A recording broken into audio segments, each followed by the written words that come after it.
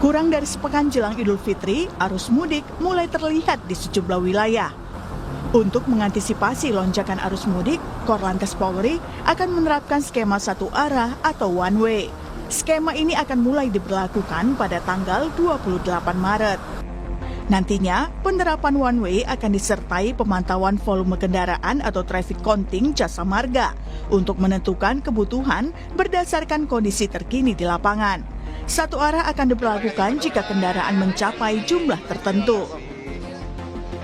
Skenario one way itu nanti tergantung bangkitan arus dan traffic counting.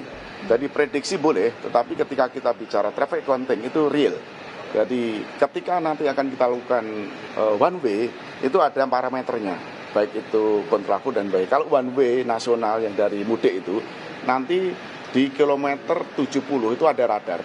Jasa Marga kerjasama dengan pihak Korlantas sudah 6.200 harus segera dilakukan one way nasional menuju ke Trans Jawa. Di Merak, Banten, untuk mengantisipasi lonjakan arus mudik yang berimbas pada kemacetan, polisi akan menerapkan ganjil genap di Tol Merak menuju pelabuhan. Aturan ini akan diberlakukan pada 27 hingga 30 Maret. Polisi akan mengarahkan kendaraan yang pelatnya tidak sesuai dengan ganjil genap ke jalur arteri. Untuk itu, polisi menghimbau masyarakat yang melewati Tol Merak menuju pelabuhan memperhatikan pelat kendaraan. Kebijakan ganjil genap yang mana nanti akan dimulai pada tanggal 27 hingga tanggal 30 Maret yang akan diberlakukan dari mulai ruas tol Cikupa hingga ke arah Merak. Artinya masyarakat pada saat seumpama pada tanggal 27 itu adalah terjadwal ganjil, maka apakah pertanyaannya yang genap bisa melakukan perjalanan ataupun menggunakan ruas tol? Tentunya akan secara otomatis untuk yang genap akan dikeluarkan dan dapat menggunakan jalur arteri. Jadi, bagi Anda yang akan mudik, pastikan Anda mengetahui aturan di jalanan agar perjalanan berjalan aman dan lancar. Tim Liputan, Kompas TV.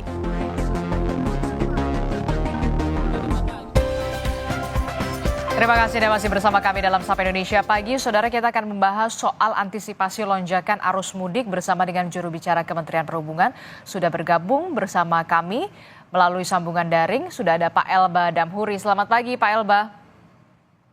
Selamat pagi Mbak Disti, selamat pagi seluruh pemirsa Kompas TV. Ya Pak Elba, ini kan kalau kita lihat ya arus mudik ini sudah mulai terlihat begitu di beberapa wilayah, baik itu di pelabuhan, kemudian juga di bandara, stasiun, bahkan di ruas tol.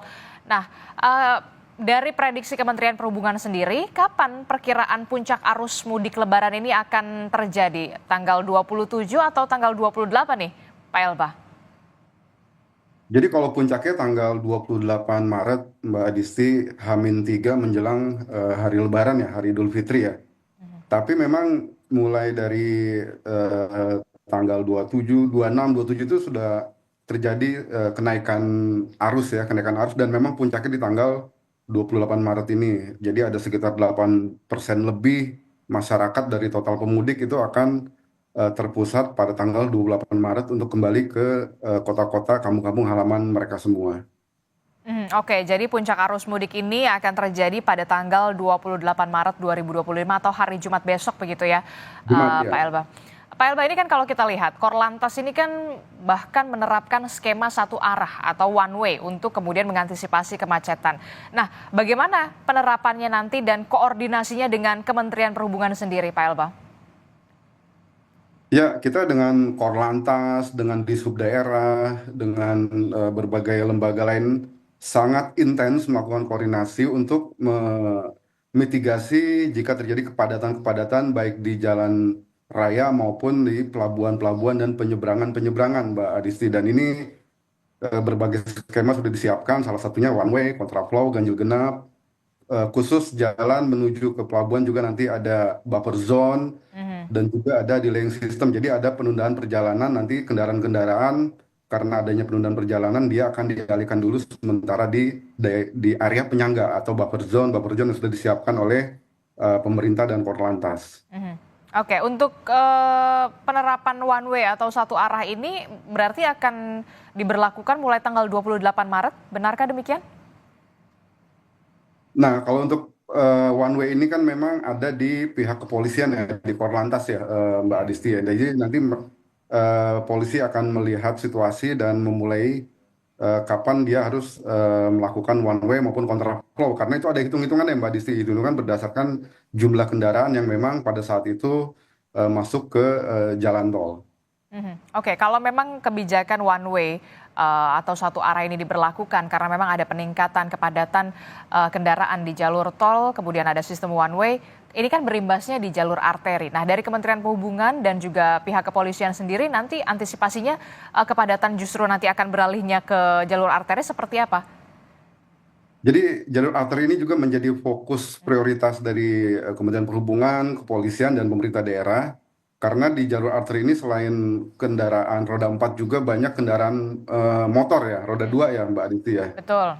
Nah, di sini juga disiapkan skema-skema termasuk juga yang paling penting adalah kita menyiapkan rest area yang memang bisa digunakan oleh para pemudik untuk beristirahat. Karena kan teman-teman kita yang membawa mobil, membawa motor ini harus maksimal 4 jam berkendara dan dia setelah itu harus beristirahat. Di sana juga diatur di jalan ada Korlantas, petugas-petugas Dishub yang mengatur juga skema-skema jika terjadi kepadatan-kepadatan di jalan arteri juga Mbak Adisti. Oke, jadi memang ada beberapa skema juga yang diberlakukan tidak hanya di jalur tol, tapi kemudian di jalur arteri juga nanti akan diantisipasi skemanya seperti apa ketika memang sudah ada peningkatan kendaraan ketika sistem one way atau satu arah ini diberlakukan di jalur tol.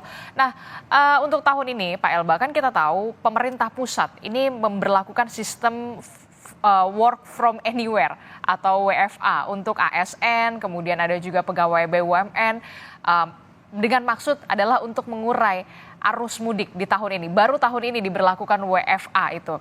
Nah, seberapa efektifkah kemudian WFA atau work from anywhere ini bagi ASN dan juga pegawai BUMN ini untuk mengurai kepadatan di masa arus mudik ini?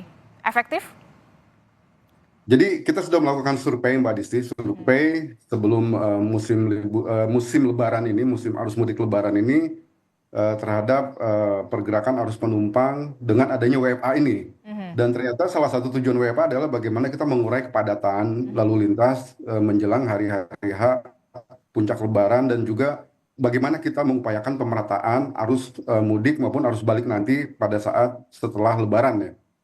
Dan dari hasil survei Kementerian Perhubungan, ternyata setelah Kementerian PAN-RB mengumumkan WFA mulai tanggal 24 Maret, Kementerian BUMN juga sudah mengumumkan WFA, kemudian Kementerian Pendidikan Dasar dan Menengah juga sudah mengumumkan libur sekolah dimajukan mulai tanggal 21 Maret, dan itu memberi dampak terhadap berubahnya rencana masyarakat yang ingin pulang kampung di mudik Lebaran ini.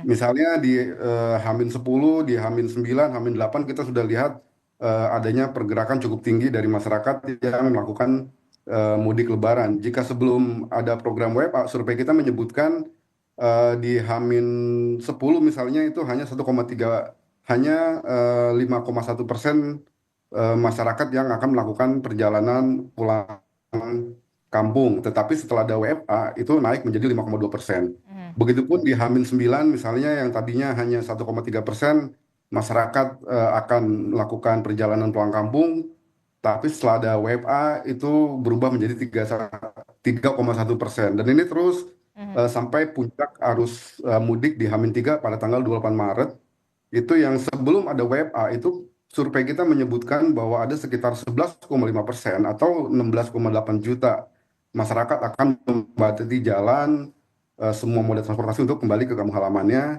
Namun setelah ada WFA itu berubah menjadi 8,3% atau 12,1 juta masyarakat yang akan melakukan perjalanan mudik. Jadi ada perubahan perjalanan dan itu memberikan dampak besar terhadap kepadatan di jalan raya, di moda laut maupun di moda transportasi lainnya seperti kereta dan pesawat. Demikian Mbak Isti. Jadi bisa dikatakan cukup efektif ya untuk kemudian bisa mengurai arus mudik di tahun ini. Banyak juga yang kemudian memilih untuk melakukan perjalanan mudik lebih awal begitu, tidak terpusat di H-3 atau di puncak arus mudik Lebaran tahun ini ya Pak Elba ya. Ya betul sekali karena ini dengan ada WFA, masyarakat yang ingin melakukan perjalanan mudik ini bisa lebih mengatur waktunya, lebih lebih bagus, bisa lebih nyaman menjalankan perjalanan mudiknya, juga prioritas Kementerian Perhubungan, prioritas pemerintah, bagaimana perjalanan mudik ini bisa berjalan dengan selamat, dan ini masyarakat bisa merayakan Lebaran dengan penuh kebahagiaan dan keceriaan. Ya, jadi ini yang menjadi titik utama prioritas pemerintah terkait dengan mudik Lebaran ini, Mbak Disti. Harus mudik aman, nyaman, dan juga selamat sampai tujuan pastinya ya Pak Elba. Pak Elba, ini kan selain Ya. soal kesehatan yang harus pengemudinya harus prima, kemudian juga kelayakan kendaraan di masa arus mudik, yang juga harus diperhatikan adalah cuaca buruk nih. Cuaca buruk terjadi di sejumlah wilayah di Indonesia, kita tahu belakangan ini. Apakah ada imbauan dari Kementerian Perhubungan untuk para pemudik yang ingin melakukan perjalanan mudik, khususnya ketika melakukan penyeberangan melalui jalur laut atau kemudian melakukan perjalanan melewati darat begitu? Karena kita tahu belakangan ini lagi musim hujan nih Pak Elba. Ya memang cuaca ekstrim terus kita mitigasi, dan ini menjadi salah satu prioritas utama juga dalam mudik tahun ini. Seperti dikatakan oleh BMKG, cuaca masih cukup menantang hingga menjelang hari Lebaran ya Mbak Adisti. Dan ini beberapa strategi, beberapa cara sudah kita lakukan. Kita terus berkoordinasi dengan BMKG, kita mengumumkan setiap saat perubahan-perubahan cuaca, baik itu di pelabuhan penyeberangan, pelabuhan laut, maupun di di jalur darat maupun di bandar udara. Dan ini kita juga memberikan pemahaman juga, bekerja sama dengan seluruh operator transportasi untuk juga terus mengedukasi, mensosialisasikan berbagai hal terkait dengan update-update cuaca ini. Karena salah satu dampak dari misalnya ada cuaca ekstrim, gelombang tinggi di laut, itu dampaknya adalah kemungkinan terjadinya penundaan penyeberangan, dan ini akan memberikan efek juga terhadap antrian-antrian kendaraan di belakang sana, sehingga tadi polisi, Kemenhub sudah menyiapkan delaying system, buffer zone, dan lain sebagainya. Jadi berbagai upaya sudah kita lakukan untuk mengantisipasi jika terjadi cuaca ekstrim seperti ini. Dan setiap perubahan cuaca, perubahan kebijakan pun akan langsung diumumkan oleh operator juga selain dari pemerintah. Dan yang paling penting juga, meskipun terjadi penundaan atau karena cuaca ekstrim ini, seluruh operator transportasi kita minta tetap memberikan pelayanan yang terbaik bagi para pemudik ini, Mbak Disti. Oke, kita berharap memang penyeberangan, kemudian jalur darat, kemudian jalur udara ini tidak terlalu berdampak yang signifikan begitu ya ketika memang ada cuaca ekstrim begitu. Ada juga antisipasi yang memang sudah disiapkan oleh Kementerian Perhubungan. Nah, soal posko kesehatan nih yang terakhir Pak Elba, bagaimana dengan posko kesehatan bagi para pemudik? Ini kan tentu saja penting juga, apalagi bagi para pemudik yang melakukan perjalanan melalui jalur darat yang biasanya mengejar waktu begitu ya, tidak terlalu memperhatikan kalau kelelahan begitu. Apakah memang ada posko kesehatan yang disediakan oleh Kementerian Perhubungan dan juga pihak swasta, di mana saja posko ini disebar dan bagaimana kemudian pemudik ini bisa mengaksesnya? Jadi kita bersama Kementerian Kesehatan, dinas-dinas kesehatan di daerah membuka posko-posko kesehatan di semua rest area, di titik-titik pemberhentian para pemudik. Bahkan kita juga bekerja sama dengan Kementerian Agama nih Mbak Disti untuk memanfaatkan masjid-masjid yang ada di sepanjang jalur mudik sebagai tempat istirahat, dan juga di sana disediakan posko kesehatan. Jadi salah satu fasilitas yang diberikan oleh pemerintah bekerja sama dengan swasta, dengan Kementerian Kesehatan, adalah posko kesehatan, juga adanya tempat bermain anak Mbak Disti. Ini penting juga untuk kesehatan mental juga setelah lelah berkendara, naik motor 2-3 jam, bawa mobil di tengah kepadatan, beristirahat.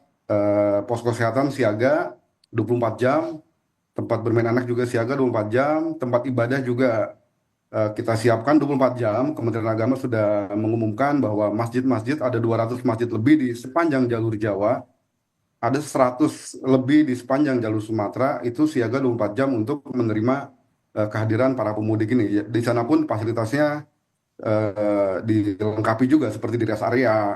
Kemudian di jalan arteri, di jalan-jalan non tol itu juga kita siapkan tempat-tempat jembatan timbang itu, Mbak Adisti, itu kita alihkan sementara ini menjadi semacam rest area. Di sana juga ada posko kesehatan juga. Jadi kita mengimbau kepada para pemudik yang melakukan perjalanan dengan kendaraan pribadi, baik motor maupun mobil, manfaatkan posko kesehatan ini untuk mengecek kesehatan kita, terutama kesehatan para sopir ya, driver yang membawa kendaraannya, Mbak Adisti. Oke, jadi posko kesehatannya juga dilengkapi dengan tenaga kesehatan ya, Pak? Yap, ada tenaga kesehatan, ada dokternya juga, disiapkan juga ambulans dan lain sebagainya. Dan ini selain Kementerian Kesehatan juga pihak swasta pun operator menyiapkan hal yang sama juga, Mbak Disi. Jadi memang ini benar-benar kolaborasi yang luar biasa antara pemerintah, swasta, masyarakat, dan pemerintah daerah ya. Oke, kita harapkan tentu saja dari mulai masa arus mudik sampai kemudian arus balik ini berjalan dengan lancar, tidak ada kendala yang begitu berarti. Para pemudik yang kemudian ke kampung halaman ini bisa merasakan perjalanan mudik yang aman, nyaman sampai ke tujuan, bahkan balik lagi nanti ke ibu kota untuk bisa kembali bekerja usai merayakan Hari Raya Idul Fitri bersama dengan keluarga di kampung halaman. Terima kasih informasinya, juru bicara Kementerian Perhubungan, Pak Elba Damhuri telah bergabung bersama kami dalam Sapa Indonesia Pagi. Sehat selalu Bapak, selamat pagi. Assalamualaikum.